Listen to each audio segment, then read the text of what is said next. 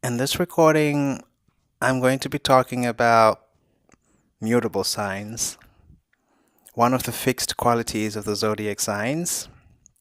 Zodiac signs, according to Western astrology, there are 12 of them, and they're grouped according to their elements. There are four elements, and they're also grouped according to their qualities, of which there are three: cardinal, fixed, and mutable. I've already done recordings on the cardinal signs and on the fixed signs. So if you haven't seen or if you haven't listened to those yet, please check those on my channel. Um, but the focus on this recording will be on the mutable signs, and those are Virgo for the earth sign, Gemini for the air signs, and then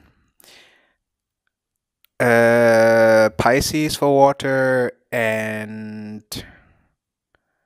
Sagittarius for fire. Yeah, so Sagittarius, Pisces, Gemini, and Virgos.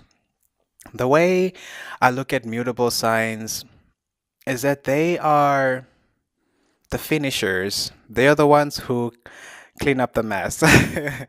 Literally, they yeah, they just know how to put the finishing touch to things. If it's a project, if it's a business endeavor, whatever it is, if it's an idea, they just kind of always have that thing where they can kind of see that final detail, that final vision, and they just know how to close it, how to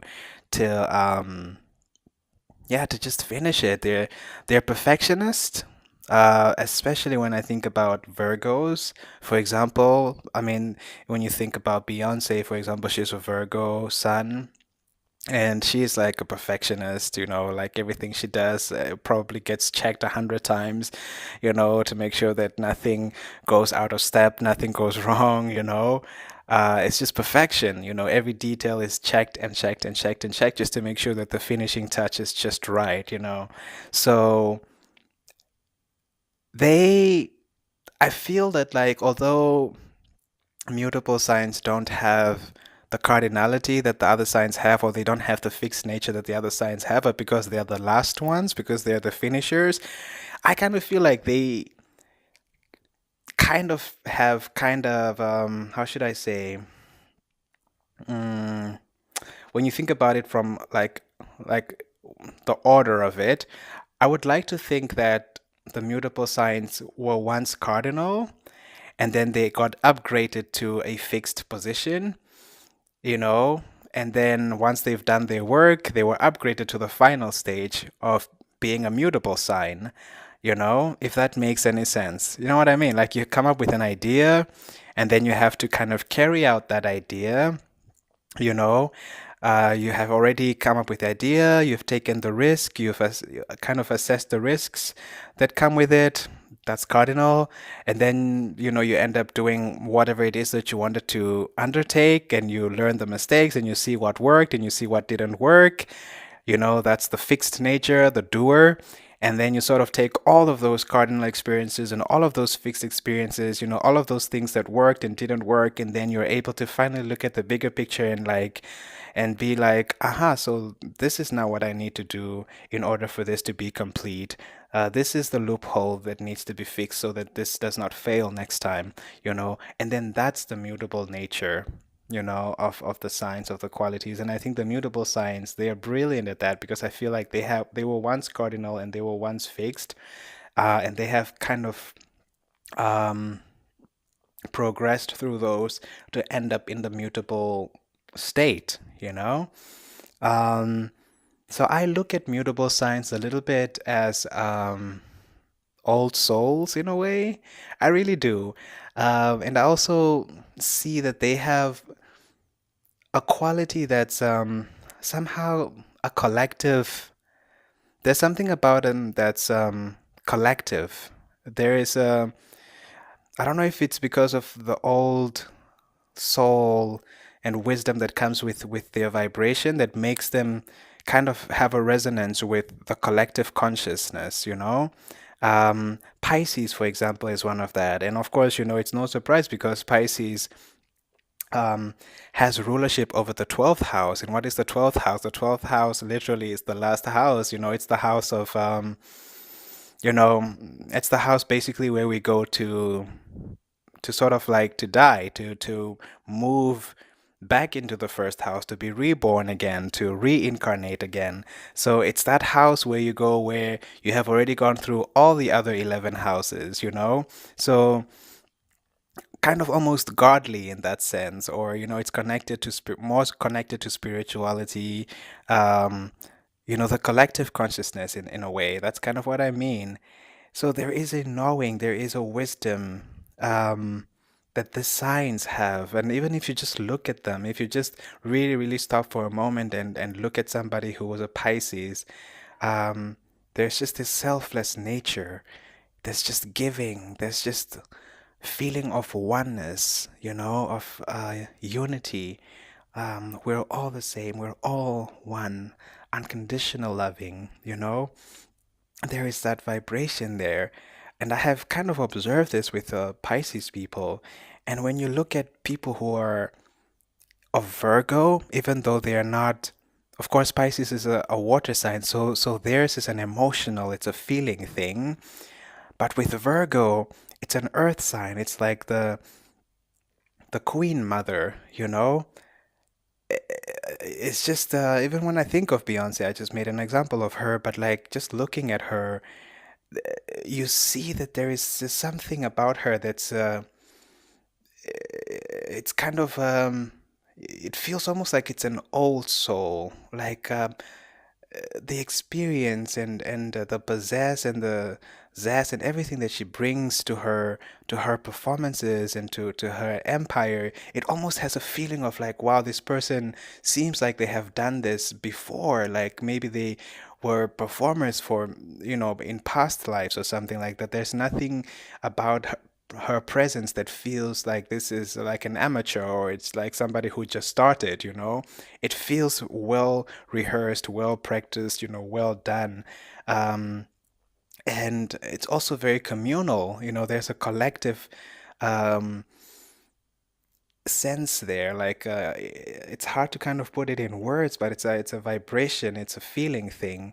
And of course, Virgos are not necessarily feeling or emotional type of people, but there's something light in their energy because of the nature that they are mutable signs. They are I feel like also mutable signs are a little bit lighter in their vibration, even if it's an earth sign. I feel, for example, Virgos are a little bit more lighter compared to, say, for example, Taurus or Capricorn. I think Capricorns are probably a little bit more of a serious vibration, and Taurus are probably even more so, and a little bit even more solid or stable, whereas Virgo has a little bit lightness to it. It's the way I think about it is like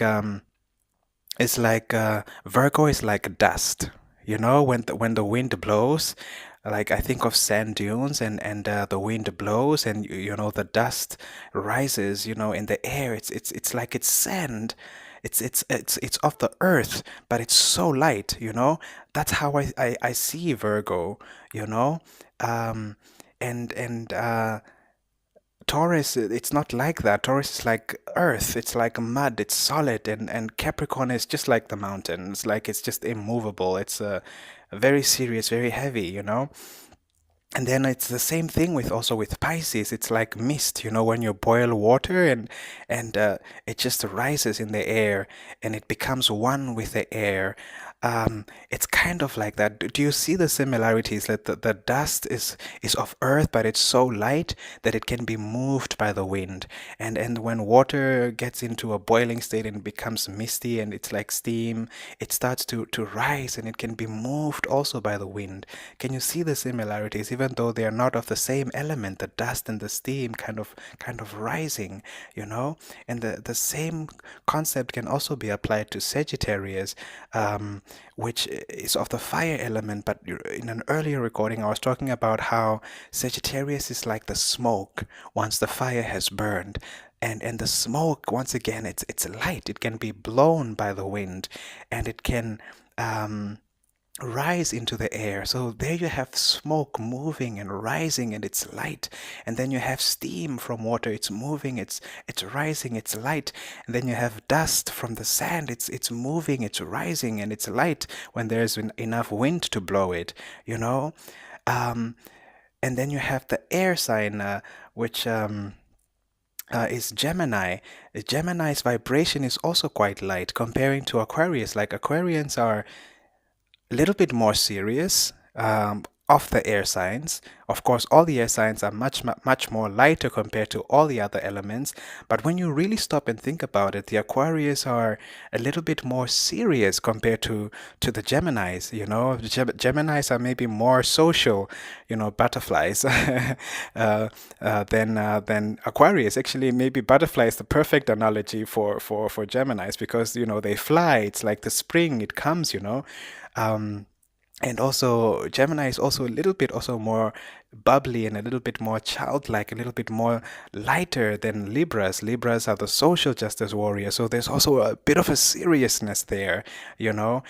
So, but do you see the similarities between the mutable signs, you know, that lightness that they carry, the Gemini in the form of like a butterfly flying, Virgo in the form of dust rising, you know, Pisces in the form of steam rising, Sagittarius in the form of smoke rising, you know, so there's a lightness there, and they have this quality that's similar in their mutability, and that's why they're so flexible, you know.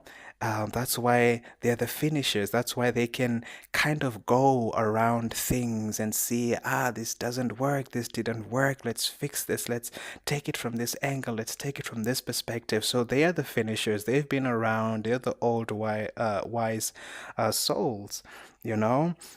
And it's an important vibration. I think it's something that's needed. They maybe might not have the consistency of the fixed signs because they are quite light, as I was just explaining. But because they were once cardinal and because they were once fixed, they do embody those traits. So they do have it, but maybe not in large amounts like the fixed signs. So but it's an important vibration, it's an important energy because they feed off of each other. And so that's what makes mutable signs. They are the finishers. Um, they tie the knots once all the work is done. So yeah, this has already gone over 10 minutes. So I'm gonna leave it at that with the mutable signs.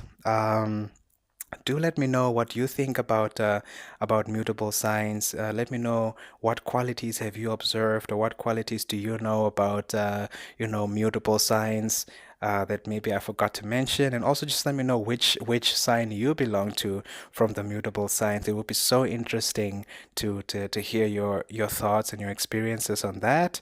Um, and I think in the future recordings, I'm going to be focusing now on individual signs, and I'm going to break those down a little bit more into detail. Um, so I'm super excited about that, and I'm really, really excited to share my experience with astrology. This is something that I have studied for some time now, for a few years, and I'm really passionate about it. And I just can never stop talking about this. My friends are so sick of me always talking about this. They're like, "Oh my God, don't you have some real science to talk about?" But this for me is just it makes so much sense to me, and I'm just so passionate about it, and I'm so glad that I finally have um, kind of the courage and the confidence to talk about it like this openly in the form of this podcast. Maybe in the future, I'll start making videos and maybe be a little bit more open. But yeah, for now, I just want to stick to this podcast style and just see how things go. But really, really excited to embark on this journey with all of you. And thank you so much for taking the time to listen to this. I hope you enjoyed it. Um, and if you did, please do like. You can also dislike if you didn't enjoy it. That's also perfectly fine. Feel free to subscribe and to hit the notification bell so that you know. when more recordings have been uploaded. Yeah, so I think with that said, uh, thank you once again. Really, really appreciate it, and this means a lot to me. And I'll see you all in the next recording. So I hope you have a good day, and yeah, ciao.